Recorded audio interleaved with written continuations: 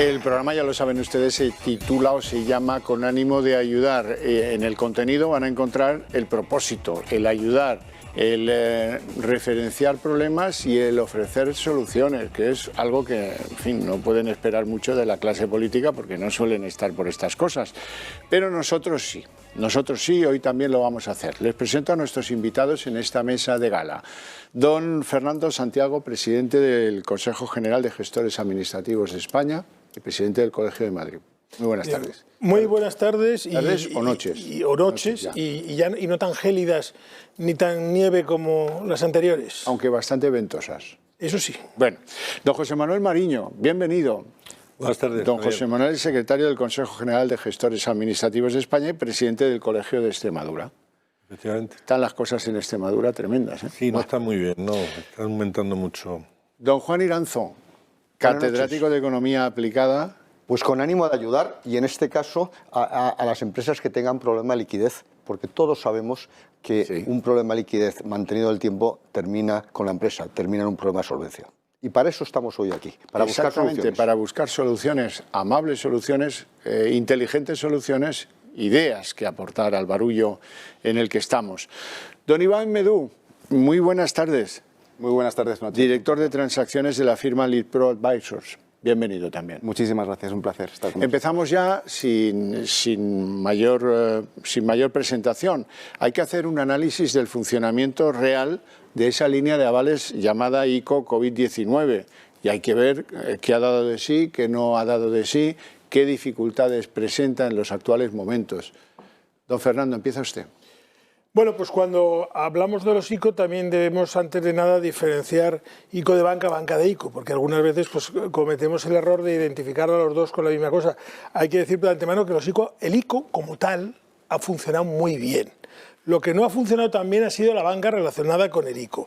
Pero sí que es verdad que dentro de que ha funcionado también, que se ha repartido, que han hecho en un tiempo récord miles de operaciones y que han ayudado a muchas empresas, lo que entendemos es que hay que reestructurar de una forma importante el tema de los ICOs, adaptándolos a las exigencias que está teniendo el alargamiento de la pandemia. Los ICOs, se legisló sobre ICOs especiales para el COVID, tanto ICOs inversiones como ICOs normales, pero sobre unos tiempos que iba a durar, esto se está alargando. Claro. Y como bien ha dicho Juan, la insolvencia y la liquidez en la que se están generando las empresas hay que llevar a que se modifiquen determinadas cláusulas, como por ejemplo pues la de que tengan que estar al corriente o la de que no puedan incumplir el pago de ninguna cuota. Ya sabemos que se están pagando solo intereses, pero como llevamos diciendo ya muchos días, estamos en tiempos excepcionales y en tiempos excepcionales tiene que haber medidas excepcionales y no se puede penalizar a una empresa que recibe el ICO porque tenía problemas de liquidez precisamente por cometer un pecado por esa falta de liquidez. Es un pecado venial si evidentemente se acaba pagándolo aunque sea tarde. Y yo creo que esa es una de las primeras que tenemos que acometer, de las medidas a acometer y seguir ayudando y dejándole un poquito más de participación activa al ICO y obligando un poquito más a la banca o modificando las reglas del juego de la banca para que la banca dé más dinero, porque la banca está un poquito reacia. Iba a decir un poquito, le está costando, está un poquito sujeta, y si la banca no da dinero, ¿qué va a pasar con las empresas? Medú, la cuestión es que lo que se pensó para una situación transitoria ahora se está convirtiendo en menos transitoria, ahora se alargan los plazos. ¿Y eso qué problemas plantea? Pues efectivamente, la situación va para largo y sobre todo no hay un horizonte temporal donde realmente se pueda ver hasta dónde va a llegar esta situación. Y sobre todo lo que viene ahora es el problema de morosidad a la que se van a enfrentar las entidades financieras.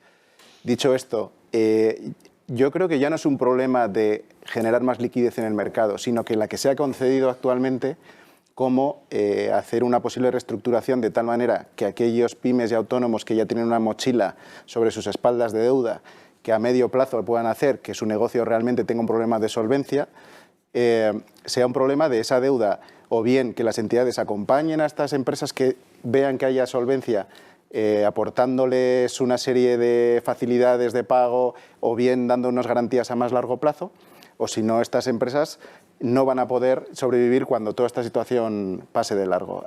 Adicionalmente, y para concluir, una de las cosas que estamos viendo en las operaciones que estamos viendo en la firma es que el problema del ICO, que como bien decía Fernando ha funcionado muy bien, ha utilizado a las entidades financieras toda su red y capilaridad para dar estos préstamos, pero las normas, digamos, las ponen y el dinero lo ponen los bancos. Y es ahí donde el ICO debería de poner esas normas para que sean homogéneas para todos y la liquidez llegase con más facilidad a estas empresas. Elementos concretos. Iranzo, se propone pues, una ampliación del plazo de carencia y de amortización y sobre todo de eliminar algunos inconvenientes como el estar al día con Hacienda o el que si uno falla en alguno de estos pagos pues se venga bajo el cinglado financiero. Yo creo que lo primero que hay que recordar es que el ICO lo que hace es avalar hasta el 80% del crédito, pero ese crédito lo da la banca.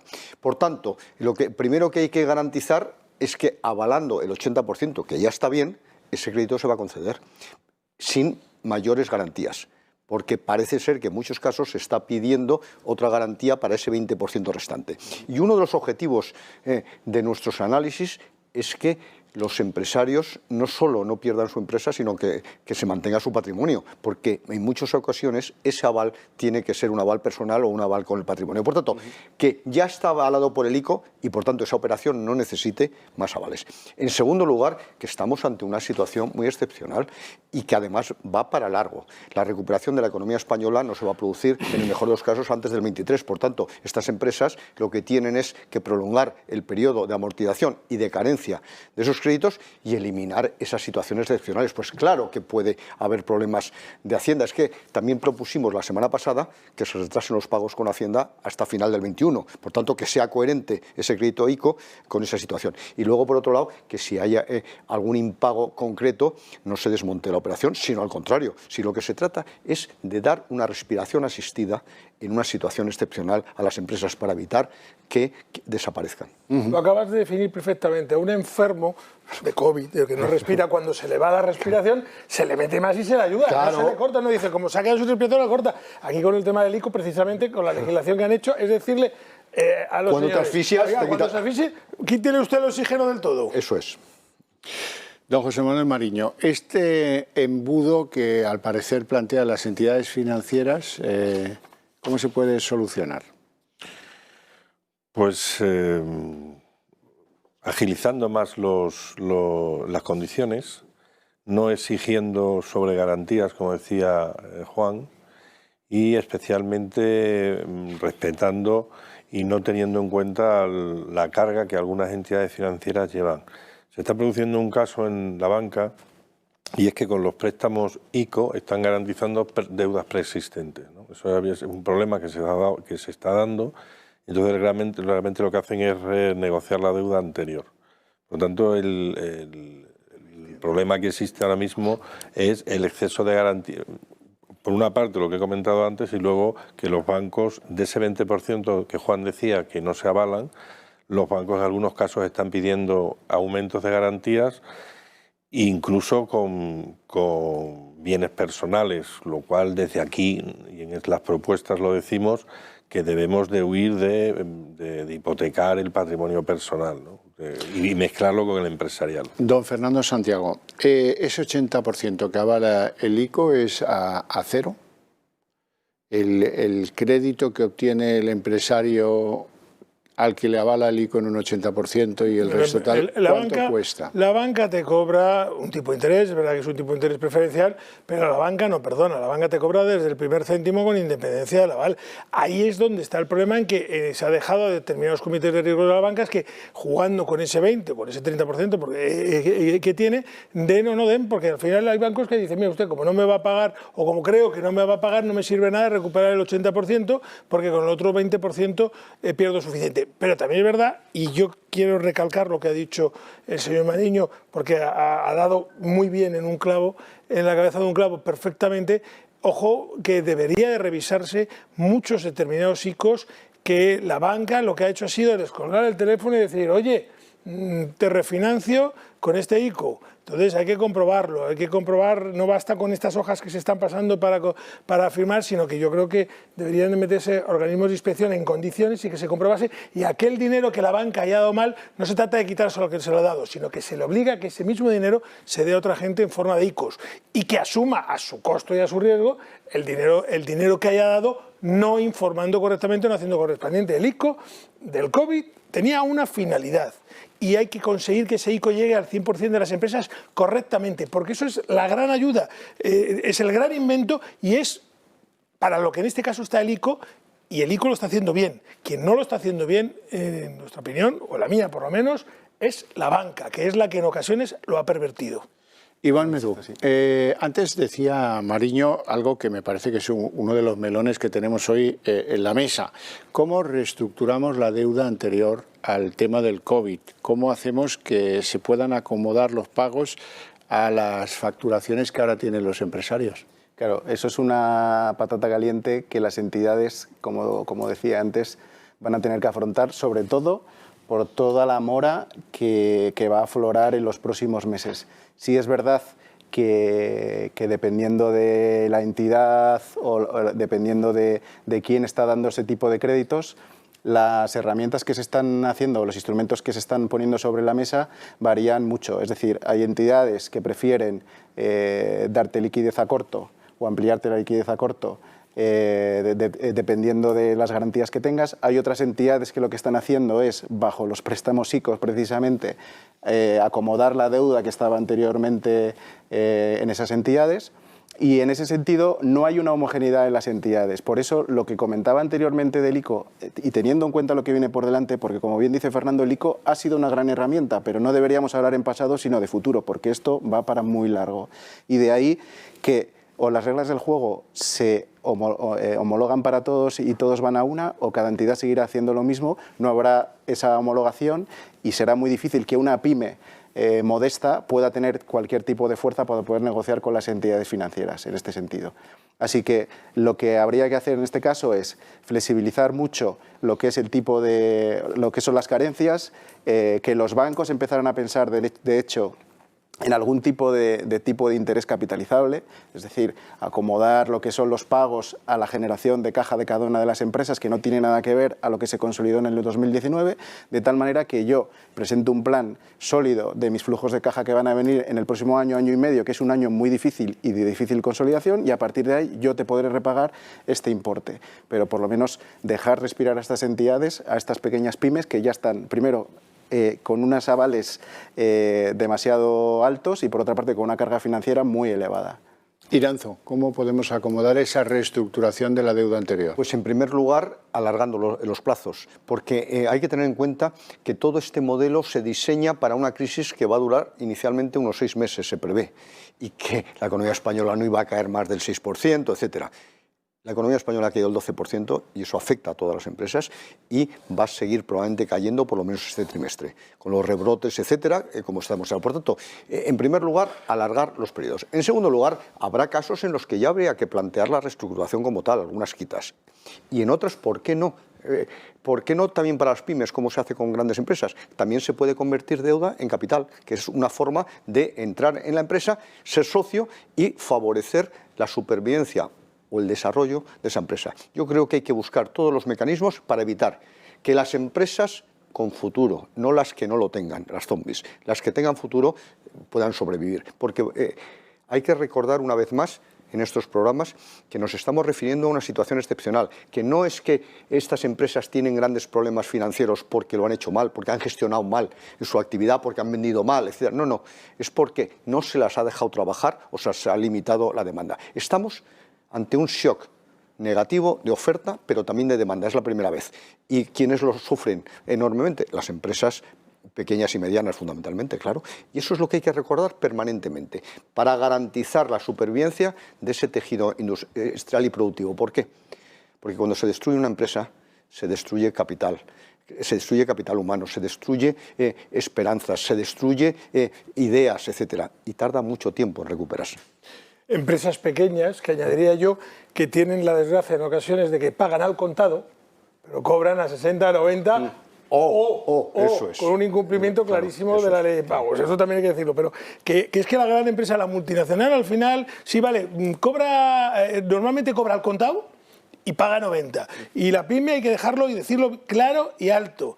Paga al contado normalmente y cobra aplazado. Empezando por los cobros del sector público, que se están alargando. Sí, que la ley dice que son 30 días los que debería el sector público pagar y el sector público debería de anotarse el título de este programa de Con ánimo de ayudar y ponerse a la cabeza en pagar a tiempo. Eso sería bálsamo bendito. Eso sería, como ha dicho Juan, tesorería y sería liquidez y por lo tanto sería solvencia. Sí, eso es. 3 palabrejas seguidas, tesorería, liquidez y solvencia. También por puntualizar un par de cosas adicionales del lado de la banca, es verdad que alguien debería, y en este caso el Banco de España, tener, como decía Juan, es una situación absolutamente excepcional y sabemos que la regulación tan fuerte que tienen las entidades, pero alguien debería de poner sobre la mesa el tema de las provisiones para que no tengan que provisionar las potenciales pérdidas y ser más laxos a la hora de dar estos créditos.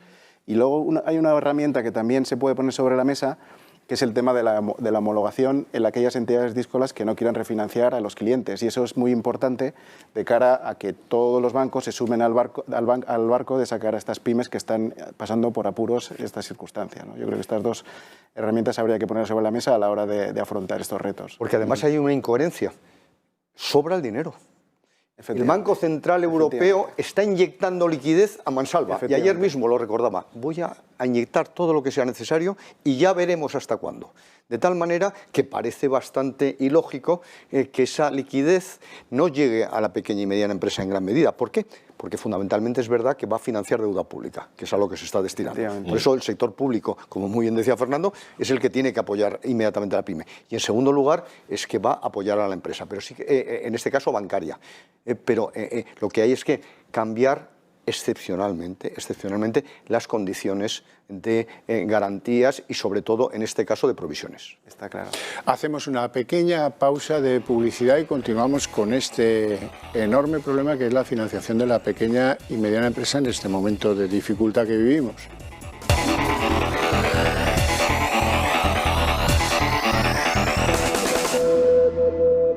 Con ánimo de ayudar. Ha salido sobre esta mesa, como si fuera un conejo, ha salido una idea. Yo creo que merece la pena que os expreséis con mayor detenimiento sobre eso. ¿Cómo se puede convertir ayuda pública en capital en una empresa? Simón, es Fernando Santiago. Es que estoy... Es ya la obsesión que tiene. Es la obsesión que tiene. Ya me perdonarás. No, bueno, a ver, el mecanismo yo creo que es relativamente sencillo. Hay empresas públicas, igual que tienen empresas públicas que están entrando, igual que la SEPI. Participación, si no digo que sea la SEPI, cree usted una SEPI de la PYME, evidentemente, que estudia aquellas empresas, como bien ha dicho Juan antes, empresas que han sido solventes, que son o que pueden ser solventes y que como consecuencia del COVID están absolutamente cerradas o no están operando, y bueno, si no hay capacidad en estos momentos, entre usted en capital. Le cambia usted deuda por capital como empresa pública y cuando se recupere, le vuelvo a vender incluso con una especie de leaseback. Sí, claro. Le vuelvo yo a devolver a usted sus acciones en forma de que se las vuelvo a revender. Hay multitud de negocios, pero además da igual el que sea. O sea, por ejemplo, negocio súper rentable, por poner uno, las discotecas. Hay discotecas que han sido súper rentables y sin embargo desde hace 10 meses no generan un céntimo porque están cerradas. Y esos señores son malos gestores. Estoy hablando de la discoteca, habrá gente que dirá, la discoteca porque es un ejemplo clarísimo. Un señor de una discoteca es un mal gestor cuando ha estado ganando dinero y se ha estado pagando sus impuestos porque ahora lleva 10 meses cerrados, no tiene ni para pagar el alquiler. ¿Qué es lo que le está pasando a una gran parte de la hostelería del ocio nocturno? Negocios que funcionaban, que pagaban religiosamente, que cumplían con todo, pues que llevan cerrados desde marzo. Pues es que por mucho dinero que tengas ahorrado, ¿cómo pagas el alquiler? Y en ciudades como Madrid, donde los alquileres son absolutamente desorbitados. Entonces la solución no llega por decirle al casero, oiga, usted baje el precio del alquiler, o le obliga a usted, sino que llega por entrar con participación capital. Esa es la más importante que yo creo que, aparte del alargamiento de plazos y bonificación de los créditos, etcétera. La mini-SEPI, o Dirección General de Pymes, etcétera, podría funcionar perfectamente, siguiendo el modelo de la SEPI. ¿Qué está haciendo la SEPI? Está cumpliendo muy bien una misión con las grandes empresas, que es precisamente cubrirlas con créditos directos y con participación de capital, etcétera, a aquellas empresas que han perdido como consecuencia del COVID. Si demuestran que han tenido pérdidas por el COVID y que son viables, que eso es importantísimo y por eso hay que presentar un plan de viabilidad, etcétera, pues las apoya temporalmente, participando en el capital, créditos participativos y créditos normales, hasta el doble de lo que han perdido como consecuencia del COVID. Bueno, pues evidentemente ese mismo modelo se puede aplicar perfectamente a través de la Dirección General de Pymes, etcétera, para algunas empresas, no las más pequeñas probablemente, pero sí las medianas, que sean viables. Efectivamente. ¿Cómo se hace eso? Adicionalmente, a los instrumentos que están comentando Juan y Fernando, sí que yo lo que creo es que tanto el ICO como otras herramientas o otras instituciones estatales tendrían que ser un aglutinador para hacer financiaciones público-privadas. Es decir, que no solamente den liquidez y acompañen a las empresas que sean solventes en su trayectoria, sobre todo para salvar este bache, sino que también puedan atraer o sean gestoras de capital privado que sean interesantes en ser compañeros de viaje también para estas empresas.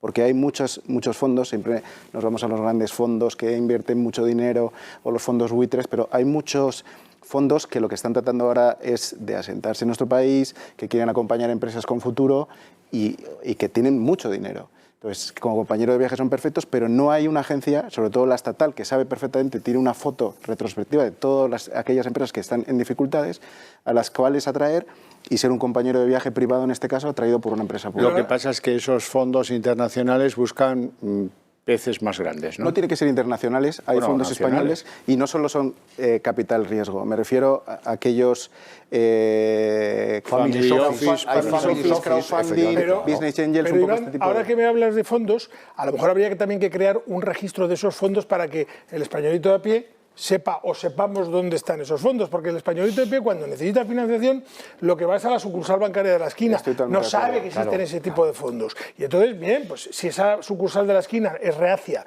a dar el dinero, usted facilite usted esos fondos o obligue a esas entidades bancarias a que se pongan en contacto o que trabajen con esos fondos, porque hay un caso grave que ha ocurrido en Madrid con el tema de Avalmadrid. Que no es precisamente que Avalmadrid haya fallado, no, al revés. ¿Qué ha pasado con Avalmadrid? Pues mira, cientos de sociedades a las que Avalmadrid les ha concedido su aval correspondiente para poder pedir la financiación y el banco lo ha denegado. La banca, en las operaciones crediticias o el operador de riesgos oportuno ha dicho que no. Garantía recíproca. Sí, claro.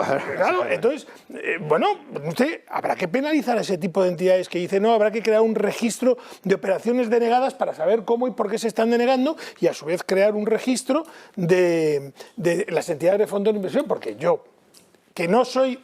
Perdóname que lo diga así, señores, que no soy un español vulgar en esto, que tengo un cierto conocimiento, yo no sé dónde acudir a un fondo de inversión, no sé dónde hay una family office que se dedique... Para mí, yo siempre pensaba que un family office es un señor que va a destinar 50, 100, 200 millones, no un señor que está dispuesto a poner 100.000, 150.000 o 200.000 en ayudas. Yo creo también que lo que tú hablabas, Iván, se refiere más a creación de negocios nuevos, innovación. Pero esa empresa pyme en el sector de hostelería, en el sector de la hotelería, hoteles medianos, casas rurales, etcétera, necesita otro enfoque de financiación, entiendo yo, ¿no? Porque eso que tú me hablas de los crowdfunding, los fondos, están más enfocados hacia sectores de innovación que a las empresas que ahora mismo están padeciendo la crisis, porque no hay que olvidar que es que hay aproximadamente un sector entero, que es el turístico, que está cerrado. Estoy de acuerdo. Entonces, bueno, yo no soy experto en el tema de estos fondos, pero por la literatura que hay al respecto, están más enfocados hacia otro tipo de sectores de más innovación, de más valor añadido, y aquí lo que se necesitan son recursos tanto de banco, como ahora me imagino que el moderador lo sacará, como la rebaja en el tema de los impuestos y las cotizaciones. Estamos hablando que las empresas en torno al 50%, 45%, 50-55% tienen costes laborales. Y de ahí el 30% es seguridad social. En muchos países, ahora hablamos de ese tema, que es otra vía de financiación. Afortunadamente, dentro de la firma vemos un montón de operaciones Y muchas de ellas tienen que ver con empresas, y la red de pymes es muy grande, de 0 a 249 trabajadores, la facturación es muy variable, y hay muchos de estos fondos que lo que están interesados es en hacer una red, ir creciendo poco a poco y adquirir estas pequeñas empresas porque estratégicamente les conviene. Y sí, efectivamente, yo creo que el poner en relación a estos fondos o family office o gente que tenga dinero, que quiera aportar a la economía a través de las entidades públicas o una entidad pública que pueda que tenga una red de oficinas tal que la pyme de turno, el autónomo de turno pueda acudir a ella y a través de un business plan, como bien decía Juan, poder optar a estas ayudas puede ser interesante. Incluso podrían optar por alguna deducción fiscal a este tipo de generadores de ayuda privada, convertida en capital. Por ejemplo, han entrado muchísimo en el sector agroalimentario estos fondos, porque es un sector con enorme futuro. Cuando aumenta la renta, no comes más, comes mucho mejor, y por tanto están entrando en el hortofrutícola, etc. Y en el turístico yo entiendo que también, porque además ha sido un año terrible. Se han perdido unos 110.000 millones de euros entre turistas extranjeros y turistas españoles. Hay que tener en cuenta que normalmente el sector turístico español aportaba en el año 2019, un año normal, del orden del 13% del PIB. Ha aportado el 4,2%. De 84 millones, casi 83,4 millones de turistas, hemos pasado a 20. Han caído el 75%. Y eso puede ser muy interesante para fondos que compren o participen en hoteles, pero que tampoco tengan experiencia en la gestión de esos hoteles y que se lo dejen al empresario siempre. Estamos en la idea de convertir ayudas en capital. Eso es. Y yo me pregunto, ¿las comunidades autónomas no van a querer tener un papel en eso? Pues las comunidades autónomas, como administración pública que es y con los presupuestos que tienen un papel tan importante como puede tener el Estado, pero aquí cualquier administración pública, porque date cuenta que, como bien ha dicho Juan y como bien repetimos, el dinero está yendo al sector público. Entonces el sector público lo que tiene que empezar es a dejar de derrochar ese dinero. Ya no hablemos solo presupuestos generales del Estado, presupuestos generales del Estado, de las comunidades autónomas, de ayuntamientos, y dedicarlo precisamente a este tema. Si todas las administraciones públicas, llámese Estado, llámese comunidad autónoma, llámese entidad local o llámese empresas públicas, se ponen a una, tenemos miles de millones que podemos inyectar a la pyme y al autónomo y por lo tanto ayudarle, bien a través de banco, bien a través de financiación, subvención directa por parte de la administración pública o bien a través de los family office, que por cierto deberíamos de explicar a Carmen, a Julia, a Juan, a Pepe y a Carlos, que es un family office, porque todos los aquí lo sabemos, pero algunos estarán diciendo, ¿family qué? Bueno, pues un family office es ese remanente que un negocio o una familia involucrada en un negocio exitoso destina a nuevas inversiones. Eso es. Es una especie de, pues lo que antes se llamaba diversificación, pero ya saben, el predominio del inglés en esto de los negocios ahora se le llama family office y nos quedamos tan anchos. José Manuel, que es profesor universitario, le pondría un sobresaliente en la descripción que ha hecho, ¿no? No lo puedo decir muy bien, Javier, muy bien. Sí, sí. Lo que pasa es que los family office son todos muy avispados y prefieren invertir en negocios que no requieren ayudas para su supervivencia. Bueno, pero si tú a lo mejor, si tú al family office le subvencionas un poquito, le das unas ciertas deducibilidades en impuestos, una serie de cosas, estoy seguro que va a estar encantado de entrar y utilizar esos fondos. Pero es que además hay que recordar que claro que el 90% o más de esos hoteles son viables. Es que claro que esas discotecas son viables. En el momento que se normalice la situación. Una vez que estemos vacunados en el extranjero y en España y recuperamos la movilidad, esas empresas van a ser rentables. Porque vuelvo a insistir que en eso hay que recordarlo permanentemente.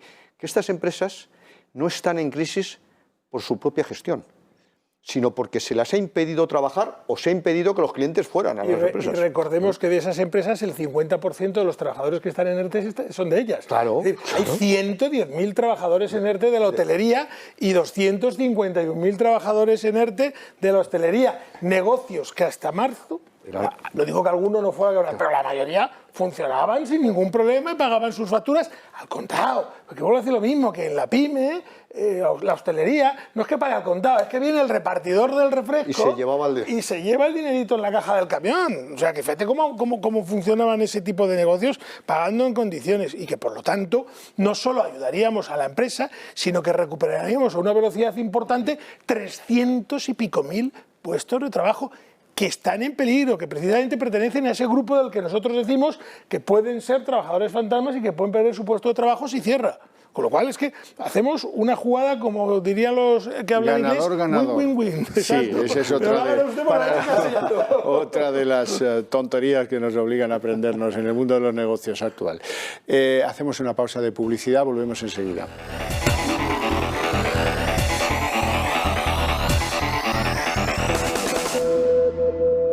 Con ánimo de ayudar, y llegamos a un clásico, reforzar los mecanismos de insolvencia, sean judiciales o no, sean extrajudiciales, que da igual. En un sentido claro, en un sentido de agilizarlos, que no sea una justicia que no valga de nada cuando se resuelva. Santiago. Importantísimo. Mira, en un momento en que los juzgados de por sí están saturados, que los juzgados de mercantil todavía están mucho más saturados, que la ley permite, que la ley ha alargado hasta el 15 de marzo los concursos necesarios. Y eso del concurso necesario es la obligación que tiene de presentar concursos y las cuentas no están en condiciones. Vamos a decirlo así, aunque los expertos economistas saben más que yo. Lo que hay que crear es de ya un registro de empresas que estén en situación de preconcurso, porque la única forma de conocer en este momento las empresas que realmente están en insolvencia o que tienen un problema ya gordo porque entran al juzgado es cuando el juzgado toma la razón.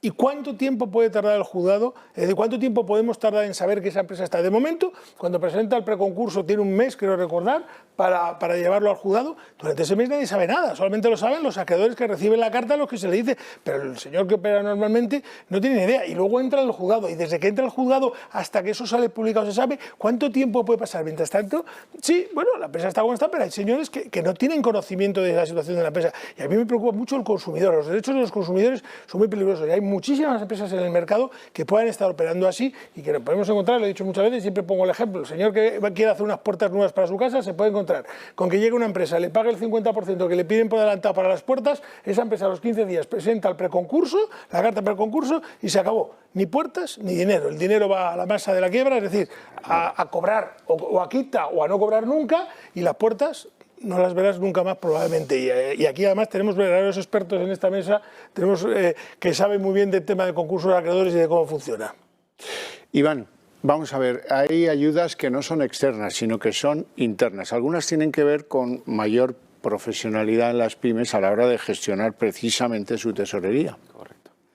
¿Qué hay que hacer en ese sentido? En ese sentido es fundamental, pero fundamental porque la primera parte del programa hemos hablado de liquidez que a la empresa le llega de forma externa, pero el propio gestor de su empresa, si él tiene el control de los flujos de caja que genera esa empresa y sabe perfectamente, tiene visibilidad sobre cuál es su necesidad actual y lo que va a necesitar en un futuro, va a poder organizarse mucho mejor a la hora de gestionar su compañía. El problema es que una pyme o un autónomo en su día a día no está pendiente de estos temas realmente. Él está pendiente de vender, está pendiente de desarrollar su negocio, pero no de su contabilidad y no tiene por qué saberlo. Entonces, es necesario absolutamente el dar facilidad, dar subvenciones a estas pymes y autónomos para que tengan a un organismo que pueda ayudarles. Un servicio externo. Un servicio externo que les pueda ayudar a tener controlada su tesorería, de tal manera que puedan saber cuánto necesitan y cuándo lo van a necesitar para poder organizarse y poder desarrollar su actividad dentro de estas circunstancias tan difíciles que tenemos ahora mismo. Y es más, cuando hablamos de la parte financiera, está muy bien obtener liquidez, pero eso al final no deja de ser un parche, porque realmente lo importante no solo es la parte financiera, sino también la parte operativa. Y esa mezcla de las dos, el tener controlada tu parte financiera como tu parte operativa, porque la parte operativa lo que te va a permitir es obtener ahorros, que por otra parte te va a hacer que tu negocio funcione mucho mejor. Entonces, esas dos partes combinadas son importantes, son muy importantes, y para eso hay que subvencionar ayudas para tener este tipo de asesoría. Mariño, ¿cómo hacemos para popularizar o impulsar o facilitar pues líneas de confirming o líneas de factoring ahora que los bancos parece que no están por la labor? Bueno, en ese sentido ha habido un recorte importante en la política de los bancos de los factoring y los confirming. Habría que hay que aclarar que son... Sí, hay que explicarlo. Bueno, la empresa le entrega a los bancos las facturas y los bancos le hacen un anticipo, luego el banco le cobra a los clientes las facturas. Digamos que es un anticipo es un préstamo, un anticipo, un crédito, un anticipo de dinero, una financiación. En ese tipo de casos, bueno, pues sería muy interesante que se flexibilizara y que los bancos, bueno, facilitaran ese tipo de líneas, favoreciendo a las pymes en este tipo de productos, ¿no? Esto es lo que antiguamente eran las letras de cambio, que se llevaban a los bancos. Sí, a descontar. lo único que ocurre es que es mucho más ágil, no es más barato, no tiene el corretaje, no te está sometido a la ley Cambridge del cheque. En fin, son mecanismos importantes. Lo que pasa es que, como siempre, tanto el confirming como el factoring incide mucho en la solvencia tanto del cliente como del proveedor, como de la solvencia de la persona. Esa es la clave, como muy bien has dicho. Lo que se trata es de retrasar al máximo, pero con garantías, el pago a proveedores y adelantar al máximo el cobro a clientes. De tal manera que eso, ¿cómo se hace? A través de líneas financieras que tienen que ser muy baratas y ágiles. Y que para eso, además, nuevamente se necesita asesoramiento técnico. Es que nunca mejor utilizado el zapatero a tus zapatos. Puedes hacer unos magníficos zapatos, pero no tienes por qué tener conocimientos financieros. Y evidentemente no tienes capacidad para tener un director financiero, un experto. De tal manera que esa asesoría, que debe estar subvencionada, lo que te permite es gestionar, desarrollar un plan de tesorería adecuado con varias opciones en función de los escenarios, que eso es muy importante en el momento actual. Y por otro lado, teniendo en cuenta además que muchos empresarios ahí se equivocan también, como es lógico, porque no tienen por qué saberlo, que un exceso de tesorería también es un problema. Entonces, que hay que ajustarlo adecuadamente, porque muchos dicen, bueno, yo tengo mucho, no. De tal manera que el asesoramiento técnico a grandes expertos en producir zapatos y otras muchas actividades es fundamental. Y en este sentido, el confirming y el factoring son dos instrumentos que, si además agiliza la banca, pueden ayudar muchísimo a la gestión, pero es cierto que mucha gente no sabe ni que existen prácticamente. Pero por si alguien del gobierno nos escucha y decide hacernos caso, que lo haga bien, que cree también un registro de operadores financieros, porque luego como empecemos como con el registro de asesores fiscales, que cualquiera puede ejercer sin tener un conocimiento mínimo de esto, podemos liarla mucho más gorda. Entonces, y que sea profesional, porque cuando yo fui decano del Colegio de Economistas, sí que creamos una ONG, pero no ese es el objetivo. ONG con economistas jubilados que asesoraban a pymes en la gestión de tesorería, en los asuntos de finanzas, pero eso hay que profesionalizarlo, no se trata de que sea una ONG. Don Fernando, vamos a ver si conseguimos entre todos involucrar a un sector muy potente en España, que es el sector asegurador. Porque, hombre, se podían activar pólizas de seguro que cubrieran aquellas facturas que han sido anticipadas por los bancos, pero que luego han resultado no pagadas por los clientes finales. Efectivamente, porque en muchas ocasiones se producen todo este tipo de siniestros en las pymes y uno de los temas que hay que hacer también es agilizar estos pagos. Es decir, yo entiendo que las compañías de seguros son entidades mercantiles cuyo objeto social no es precisamente el de cubrir los siniestros, sino el de dar beneficio a sus accionistas. Eso lo entendemos absolutamente todo. Pero lo que no puede ser es que en ocasiones haya siniestros tan sumamente claros donde se eternicen las compañías de seguros en pagarlos, porque al final es un dinero que tú no has cobrado a tu cliente, pero que te lo tiene que para eso estás pagando una contingencia. Claro, pero y el dinero estamos hablando de un negocio. Si conseguimos que hubiera seguros a la exportación, podemos conseguir que haya seguros de pólizas a empresas con dificultades. Y los hay. El problema es que se eterniza. El problema es que se eterniza el cobro en muchísimos años con esas compañías. Por lo tanto, esas compañías tienen que haber una regulación que les obligue de forma clara y rotunda a hacerlo. Es más, debería haber una posibilidad que en caso de discrepancia o disconformidad, si el siniestrado tiene la capacidad de poder en un determinado momento avalar, que se obligue a la compañía a pagar. El problema es que las compañías en ocasiones se agarran a no pagar y vaya usted al juzgado y tírese años en un juzgado. Mariñón, ¿cómo ves tú eso de la póliza de seguros que ampare ese descuento de...? Precisamente hay empresa pública, no sé si es CESCE, que se dedica al seguro de caución, que garantiza precisamente los impagados que tenga una empresa. Entonces, bueno, pues se pueden utilizar mecanismos, crear mecanismos en los cuales estas líneas de factoring y de confirming que vayan garantizadas por estas empresas públicas de seguro de caución, incluso pues que estén que puedan estar subvencionadas parte de esas, sobre todo... Hay que obligarlas un poquito, José Manuel, porque tú vete a crédito caución, vete a hacer en ocasiones, a ver qué crédito te dan, y como tú eres una compañía que está recién empezando, o simplemente como tus balances son malos, es decir, como los balances de 2021, con los resultados que va a haber en 2020, ya te digo yo lo que va a hacer crédito caución, lo que va a hacer SERCE, te baja a cero el crédito. Claro, pero en esta situación, no me sirve. De emergencia tendrían que sacar unos productos de emergencia, ¿no? Para, digamos, para pasar este desierto del año pasado y de estos 4, 5 o 6 meses, porque los ERTE están hasta el 31 de mayo, creo. Eso es. Por lo tanto, si están hasta el 31 de mayo, es que hasta el 31 de mayo va a haber complicaciones, ¿no? Entonces, unas medidas extraordinarias, situaciones extraordinarias, medidas extraordinarias aliviarían mucho. Es decir, incluso subvencionar parte de ese seguro, ¿no? Y los bancos, al tener un seguro que les cubre parte de esa línea de financiación, bueno, pues podían flexibilizar en esos confirming y esos productos de factoring. Que no pedimos filantropía, que todo eso es pagando, pero hay que convencer a los bancos para que asuman ese rol, ¿no? A ver si alguien se va a pensar que es que no, estamos pidiéndoles caridad a los bancos. No, nada de eso. En fin, una situación muy complicada. Más problemas de la financiación de las pequeñas y medianas empresas. Pues hay uno fundamental, insisto, y lo reiteraré 1000 veces en los programas que haga falta. Es que hay que vigilar en condiciones la ley de pagos, no sé exactamente técnicamente cómo se llama ahora mismo, pero se tiene que pagar en los plazos que marca la ley. Y el primero que tiene que cumplir es la administración pública. Es la administración pública, que la ley le dice que tiene que pagar en 30 días. Y yo afirmo, y lo digo rotundamente, y me arriesgo a que alguien me haga un desmentido, no existe en España ni una sola administración pública que pague en plazo. Porque no hay ninguna que pague antes de los 30 días.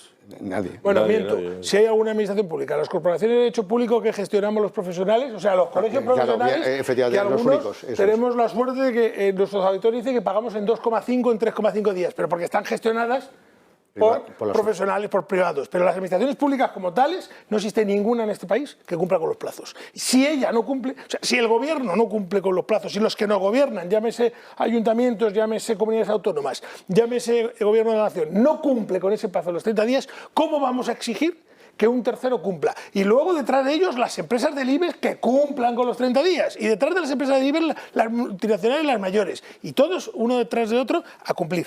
Pero es que hay infinidad de ejemplos. A las farmacias, por ejemplo, el pago de las recetas, a servicios de limpieza. O sea, podemos hablar de pymes de todos los sectores y ámbitos. Y ahí hay un problema muy importante que, de hecho, por ejemplo, y eso lo hemos estudiado, en el caso de las farmacias les podía costar financieramente entre 3.000 y 6.000 euros los retrasos que se producían en el pago. ¿Cuántas veces los colegios farmacéuticos han tenido que pedir créditos para pagar a las farmacias? Claro. Porque las farmacias, todo eso que vamos nosotros a la farmacia, que damos con una recetita, la farmacia nos lo da y no pagamos, o pagamos una parte, la farmacia tiene que cobrarlo, que ojo, la farmacia previamente lo ha pagado al laboratorio de turno o a la cooperativa de turno. Claro. Y la farmacia tiene que cobrarlo, la farmacia lo lleva a su colegio correspondiente, porque la gente tiene que saber cómo se funciona. Claro, eso es. Lo lleva a su colegio correspondiente, que gestiona ello a través de los empleados que tiene, los funcionarios que tiene.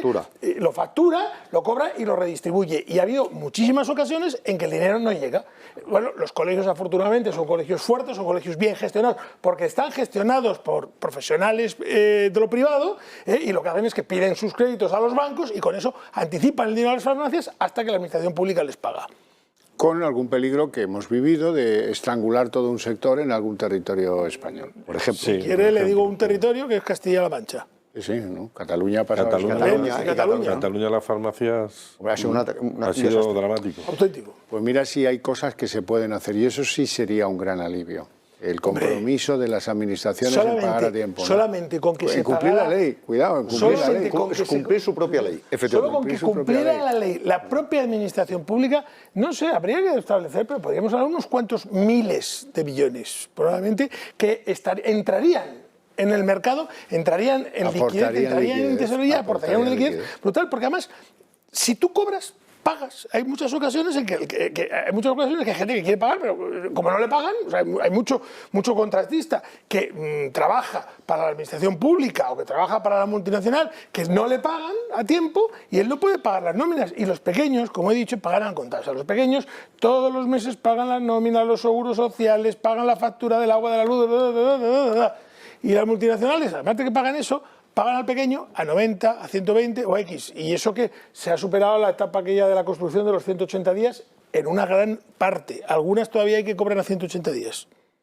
Bien, llegamos al capítulo de conclusiones. Vamos a irlas perfilando. Hemos hablado de buena parte de la materia, pero para que quede bien fijado el espíritu con ánimo de ayudar. Capítulo de conclusiones. Hemos analizado cómo van los ICOs, hemos visto que van mucho a empresas grandes, poco a empresas pequeñas, y hemos visto una banca que pone algunas trabas a que esa comprensión de los créditos ICO COVID-19 se tenga que alargar en el tiempo por la propia evolución de la pandemia. Hemos hablado del endurecimiento de los criterios de la banca. Hemos lanzado ahora últimamente, en los últimos minutos, una propuesta de seguros de cobro que sería pues muy bien recibida, entiendo yo, en el sector. Hemos hablado de la falta de liquidez que obliga a retocar la carencia y las amortizaciones de todas estas facilidades. Aquí especial menciona que si impagas uno de los plazos del crédito avalado por el ICO, se te acaba todo, se te acaba todo.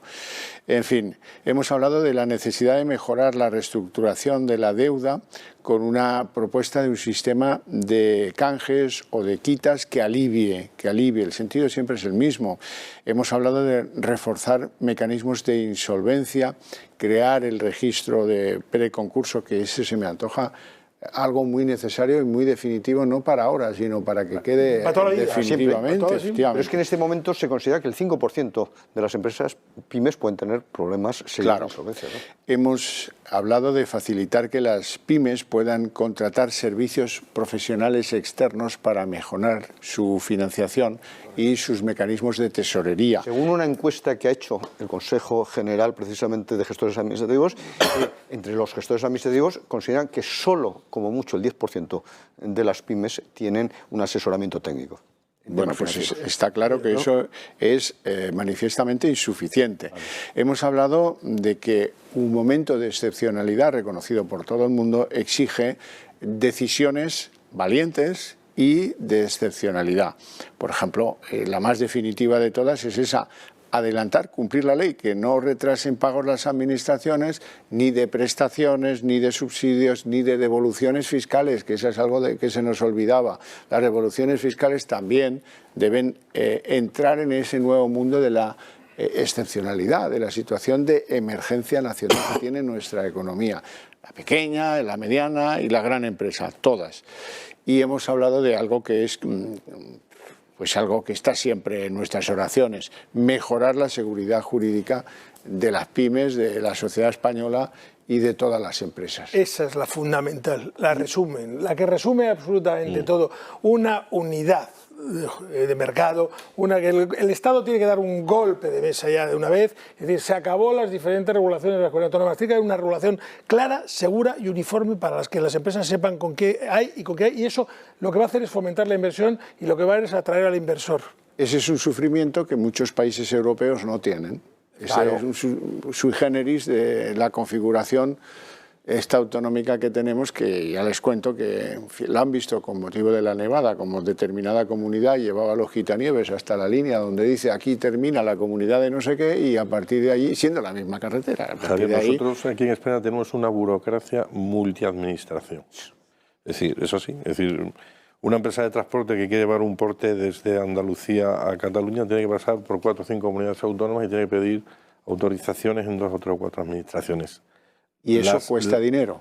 Y los requisitos que se requieren, por ejemplo, en mi tierra, en Extremadura, para determinadas cosas, son distintos a los de Castilla-La Mancha y son distintos a otras comunidades. Eso es un problema a la hora de afrontar emergencias como la actual y sobre todo a la hora de competir, ¿no? Y a la hora de tener 3 personas pendientes de leer lo que legisla cada una de esas Y administraciones. de abonar el terreno. Y en varios idiomas. Y en varios Eso también idiomas, es un varios coste de idiomas. transacción de libro. Sí, un coste.